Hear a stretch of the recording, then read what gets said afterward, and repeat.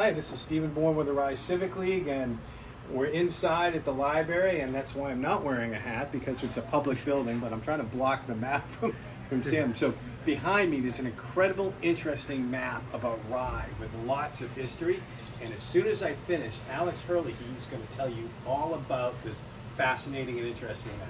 So what happened in your town the past month? The first select board meeting, if you read the select board's newsletter, the town newsletter, they talked about conservation, and people were not happy. Spent over about an hour of public comment speaking against what the select board said. Out of all the people speaking, only 2 supported the select board of that. Police Chief Walsh, he's had an incredibly long tenure, was so good, he's been helping out Northampton since January. He announced he is going to stay in Northampton, so he has handed in his notice, and we've got Deputy Police Chief Blaisdell, who's taking responsibility for there. We've got a link to the press release. I got it's on the website, but this one's a little more clear on the Civic News. As far as people knows, the select board have finally hired a new finance director, desperately needed. They announced that. We don't know who it is. Also, the town assistant town clerk, tax collector, they wanted to make her full-time. She's going to pick up HR responsibilities. It's Lindsay Murphy to do that. So that is all good news. Jeff, I don't know if you know Jeff and Susan Ross. Jeff had served on the Library Board of Trustees for a number of years. He's been on the Budget Committee with me for years. His wife Susan has been on a number of committees, also on the school board right now. They're moving out of Rye, so they needed to vacate their position. Elsie DeBella, who tied for the Budget Committee in March, will be filling up Jeff's vacancy for the year on the Budget Committee. And on the school board, Claire Spolin was appointed to take that remaining term. Speaking about the school, the Rye Junior High had a simulated deliberative meeting for the 2nd year in a row. So the 8th graders actually ran a deliberative meeting, participated, had warrant articles. That was run by Town Monitor Nina Parrott. It was supported by the Rye Civic League. In other words, Alex and I were there asking questions. The state delegation had a presentation on June 17th, actually a listening session. Got to meet residents, tell them what's going on, get some feedback. We've got a summary to that. It had to be in Northampton, and they have a cable TV station, so we don't have access to that. Parsons Creek Watershed, actually Cable Beach has had their 2nd closing because of E. coli. We haven't had that in Wallace yet, which is a good thing, but, so the good news is the Parsons Creek Watershed Management Plan is finally done. It's available on the town website. We've got some links here. I've got some links just to the executive summary. Now the key thing is implementing and taking action.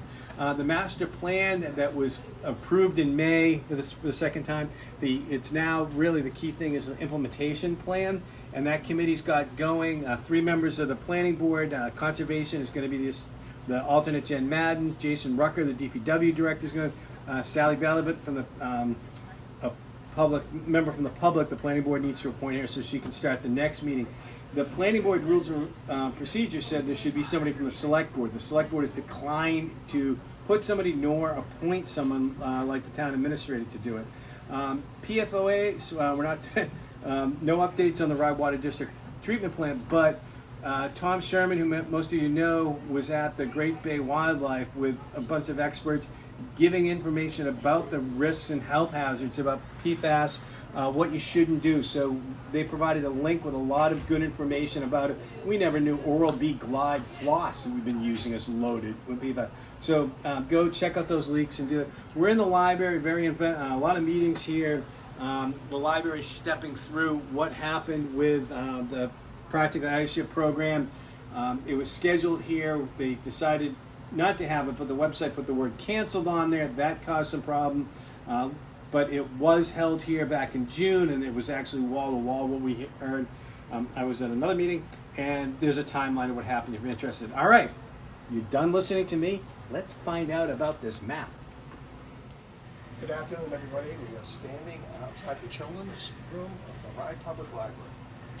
And before we go any further, I have to acknowledge a typo, mistake. In the Stroll article that everybody received in their mailboxes yesterday, the article I wrote about the Revolutionary War dead, the mistake was the population of Rye at the time of the Revolution was 850 not 1850. That would have been the population when I was born in 1945. So, and now it's over 5,500. Anyway, just wanted to acknowledge that. Historical Society got to change it, so we got that fixed. All right, this is a really cool map.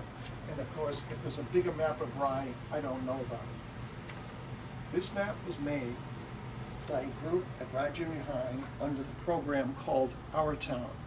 And this was initiated by Principal George Cushing and others in the early 90s. And the way the program worked is one period a week, maybe the last 50 minutes on Wednesday, let's say, the entire junior high was divided up into mentor groups. So they found people in Rye who worked with students, and they were vetted, and they came up with these topics. So the incredible variety of topics. This went on for several years. Can you imagine all the cool things that they created? I think we have some of them at the museum, but this was the most notable big one. And so after this was created in 1993, this amazing map of Rye, which we're going to go into some detail on. So where to put it? You know, the kids move on, they graduate, and they left behind this huge thing. So it ended up in the teacher's room at the junior high. I found it there, and I said, wait a minute, nobody sees it here. Well, we're outside the children's room, there should be sounds of children. Then I asked them if the museum could have it. And so they gave it to the museum, but that didn't get as much traffic as we get here. Everybody comes here and everybody sees it, and it's been here for over 10 years, I think. So you can see what they have done. It's not a topographical map, so you're not going to see green for forests and white for fields and blue for water. But what we can get you to imagine, looking at the very top, little harbor where we bought in Newcastle and Portsmouth, and then Witch Creek, which is such a cool name. And this is the creek with many names, you know, Berry's Brook, Seavy's Creek, Witch Creek, lots of interesting local names. There's a place at one time called London Bridge. I don't know if they have that on here, but lots of interesting place names, which is true in every country. But you can imagine this all being blue, of course, in the ocean, but Rye is drained by 3 drainage basins. That's the formal way of thinking about it, right? So in the northern part of town, it is Berry's Brook, which starts, you know, in Greenland and flows down. And when you go down Lane Road in the Portsmouth section, you know, you go over the little bridge, that's Berry's Brook. Then you go Sagamore Road, that's Berry's Brook. You can see the big swamp there. And then it becomes Seavey Creek, Witch Creek. And it flows into Little Harbor. So that's how the northern part of the town gets drained. The central part is the one that people don't know much about. It's Gammons Brook. And when you walk down into Parsons Woods, you will see wetlands down there. You'll see some water flowing here and there, not this time of year, but you know, in the spring. And so that's how, and that water ultimately makes it down to the Occoquan Swamp, the Occoquan Marsh, you know, that surrounds Rye Harbor. And then, of course, the southern part of town is drained, comes out into first Brown's Pond, then into Burke's Pond. It flows under Central Road through Cedar Swamp Run, and then goes out into the Eel Pond, and under the culvert. There are 2 culverts that flow under the boulevard and out, and you can see that when you walk along the beach. And so those are the 3 areas. That's how, you know. So 2/3 of Rye is water, fresh and salt water. But what the students have done here, aside from naming different bodies of water, that they have put different images on here. And Pulpit Rock has, of course, become quite famous. It's essentially become a World War II museum. And you can see various other things. They've even got the Isles of Shoals on here, which, of course, the southern islands of the Isles of Shoals belong to Rye, so that was good they put that in. And then, you know, as you work your way down, you find various other historic pictures and current pictures of what Rye was like. This is all done in the 90s. You can see, I've actually added a few things here, and I can see somebody's been tearing at them. This is the historic Christian church that used to be in Rye Center that was moved in 1947. There's the Fourth Congregational Church, which next year will celebrate its 300th birthday. So there's so much history here. You'll all be able to see this history when my new history of Rye is published this fall. More on that later. Interesting program here is we get an interior shot, which might be the Wedgwood School, which was in Rye Center. So they had one big stove and a big pipe, and the heat from that pipe before it went up through the top helped to heat that building. This program, as I say, was very successful. The students loved it. There's a picture of them here, one of the groups. That was the Our Town Map group in 1993, and they've actually listed the students who made this map. So congratulations to them. And there, of course, is the junior high, which originally was only this.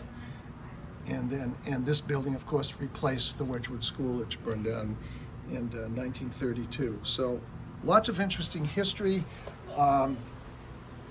One of the other great things about the town, which is not indicated on the map, but if you look closely at the roads, they create a pattern. And within, let's say, Washington, Fern, Grove, Central, there's a lot of backlands, and somebody owns that land. But as you drive around, either what you can see from the road or beyond, but you can't see, 2,000 acres is now under conservation. It's either been donated or the development rights were sold to the town and managed by the Conservation Commission. So that means that land will not be developed. It's a great program. The property owner still makes money, not as much as if it was a housing development, they can still make good money. And it's a great alternative use of the land, so we keep balance between the natural and human world. All right, so come see the map. Thank you.